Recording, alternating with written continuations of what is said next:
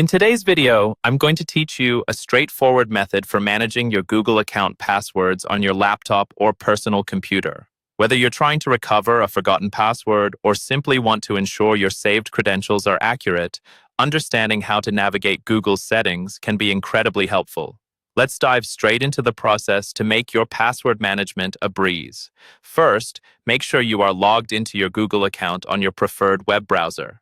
Most commonly, users are signed into their accounts in Google Chrome, which makes accessing your saved passwords a bit simpler. With Chrome running, go ahead and click on the three-dot icon in the top right corner of the browser window. This will open up a menu with various options for managing the browser's settings. From this menu, locate and click on Settings. This will redirect you to a new tab where you can adjust how your browser behaves and interacts with your Google account. It's a central hub for customization and management options.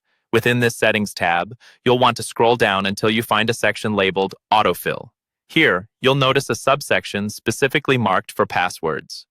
Clicking on Passwords will take you to an interface where all your saved passwords are stored. You'll see a list of websites alongside the username associated with each account. To view a password for a specific site, simply locate that entry from the list.